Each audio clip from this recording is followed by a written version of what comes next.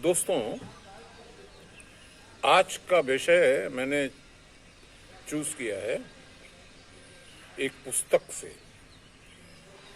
वो पुस्तक का नाम है made in Japan by Akio Morita.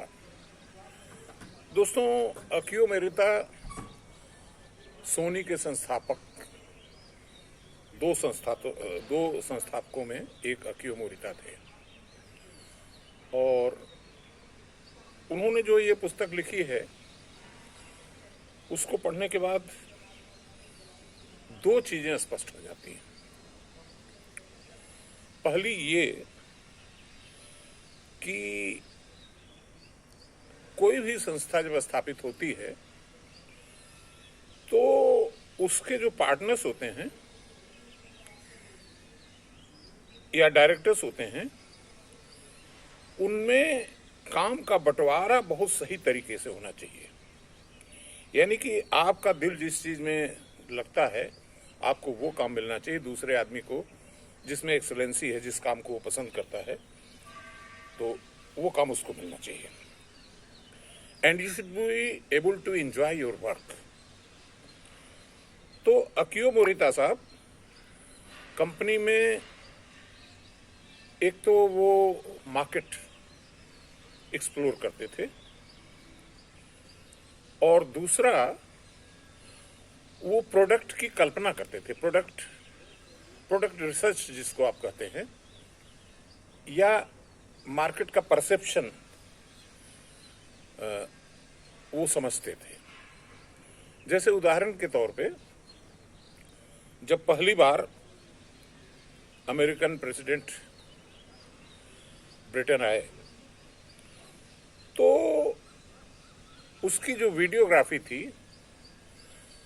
वो टेलीविजन से ट्रांसमिट हुई, live telecast. That was the first live telecast ever. तो उसको अकियो मोरिता ने देखा और जो रिकॉर्डिंग डिवाइसेस साथ में चल रही थी उससे देख करके ये पता चल रहा था कि जो वीडियो रिकॉर्डर है उसकी साइज वो ट्रक के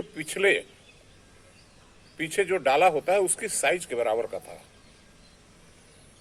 तो दूसरे दिन अकियो मोरिता अपने ऑफिस आए और एक लकड़ी का प्लैंक था उनके पास जिसको उन्होंने खुद ही मशीन किया था, something like 12 inches bye 9 inches bye 4 inches, एक ब्लॉक, समथिंग लाइक दैट।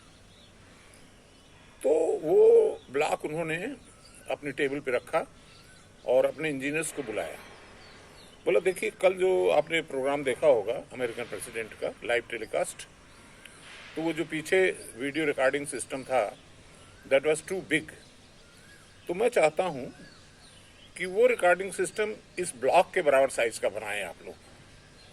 तो इंजीनियर्स को हंसी आई and they said it's impossible, it cannot be done in such a small, you can't miniaturize to such a small size।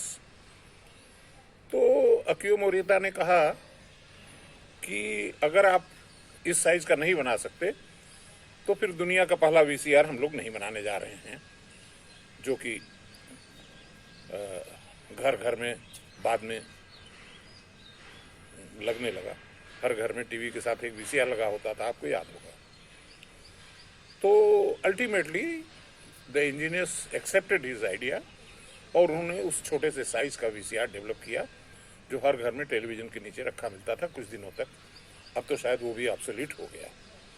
कहने का मतलब ये है कि हर ऑर्गेनाइजेशन में एक विजनरी ऐसा होना चाहिए जो ऐसे उत्पादों की, ऐसी प्रोडक्ट्स की कल्पना कर सके जो अभी तक एग्जिस्ट नहीं करती थी। And that is the real entrepreneurship.